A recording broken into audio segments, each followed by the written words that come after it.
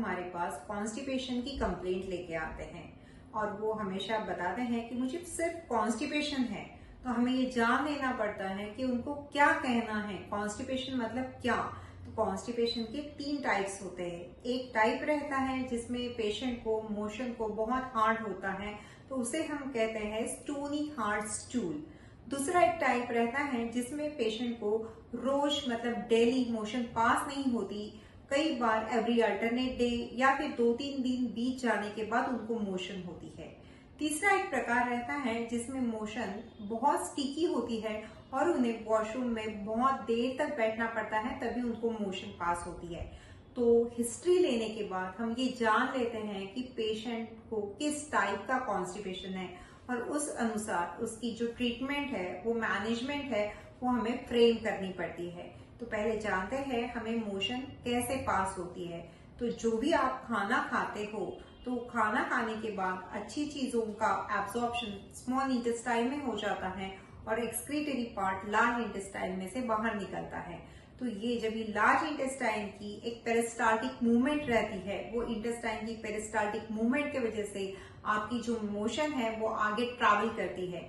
बाद में रेक्टम नाम का एक ऑर्गन रहता है, जब भी वो फिल हो जाता है तो मोशन का रिफ्लेक्स आता है और पेशेंट को मोशन पास होती है। और जब भी पेशेंट की पेरिस्टाल्टिक मूवमेंट अच्छी नहीं होती तो वो पेशेंट्स में कॉन्स्टिपेशन की कंप्लेंट दिखाई देती है। तो आइए जानते हैं पेशेंट क्या करते हैं। पहले तो पेशेंट क्या करते हैं, एलोपैथी की दवाई लेंगे, होम्योपैथी की दवाई लेंगे, आयुर्वेदा की दवाई लेंगे, या फिर उनको नेचुरोपैथी के हिसाब से कुछ भी अपने आप कुछ अपने मन से ही कुछ न कुछ घर पे ही खाते रहेंगे और पेट साफ करने के लिए वो दवाई चलती रहती है उनकी। तो सबसे इम्पोर्टेंट पेशेंट को डॉक्टर को अप्रोच करना है और डॉक्टर को डिसाइड करना है कि इनको किस टाइप की कॉन्स्टिपेशन है। तो सिर्फ दवाई खा ली और मोशन हो गया, इस प्रकार में ये होता है कि उन्हें वाटरी मोशन हो जाता है। और जब भी वाटरी मोशन होता है तो आपके शरीर में से इलेक्ट्रोलाइट्स बाहर निकल जाते हैं। तो ये सबसे बुरी चीज है, आपकी ताकत, आपकी एनर्जी सब कम हो जाता है। तो आपको चाहिए कि आप डॉक्टर की सलाह लो।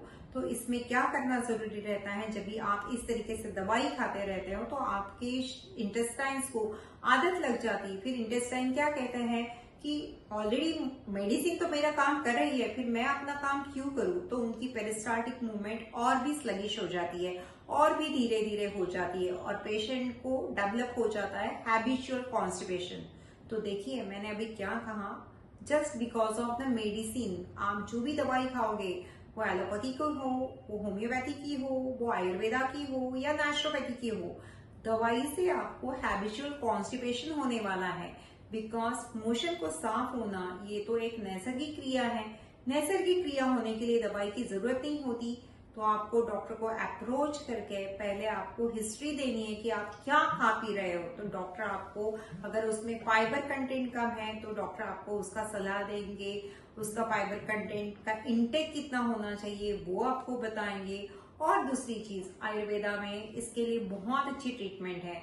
हम आप लोगों को जिनको कॉन्स्टिपेशन की शिकायत है, वो पेशेंट्स को हम गर्म पानी के टब में, मतलब उसको हम बोलते हैं सिर्स बाथ देते हैं। और उसके बाद बस्ती नाम की एक ट्रीटमेंट रहती है जिसमें मेडिकेटेड ऑयल रहता है, वो इंटेस्टाइन में रेक्टम के थ्रू आपके डाला जाता है।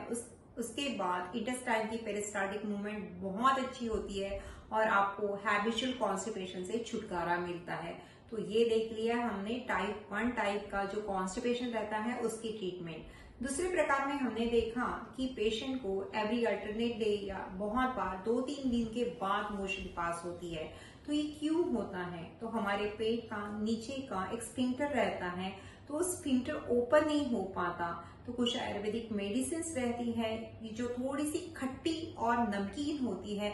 तो ऐसी दवाई हम जब भी देते हैं तो पाइलोरस मतलब पेट का नीचे वाला स्फिंक्टर ओपन हो जाता है और पेशेंट को डेली मोशन पास होना चालू हो जाता है और उसके बाद उसको मेडिसिन पे डिपेंडेंसी नहीं रहती। तीसरे टाइप का कॉन्स्टिपेशन हमने देखा है जिसमें आपको बहुत ही एक स्टिकी स्टूल होती है जिसके लिए आपको बहुत देर तक वॉशरूम में बैठना पड़ता है। तो आयुर्वेद कहता है जो भी अन्न आप खाते हो उसका हजम होने के बाद आहार रस बनता है।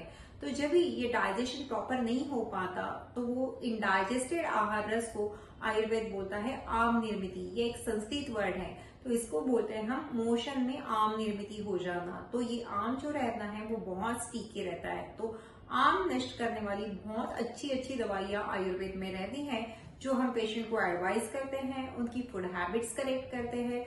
उसके बाद आम निर्मिति नष्ट होने के बाद पेशेंट को तुरंत मोशन हो जाती है, डेली पास होती है, उसको दुर्गंधी भी नहीं होती है।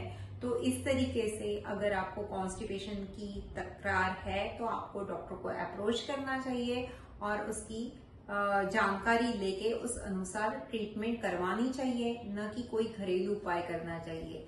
तो लीव आयुर्वेद, लर्न आयुर्वेद।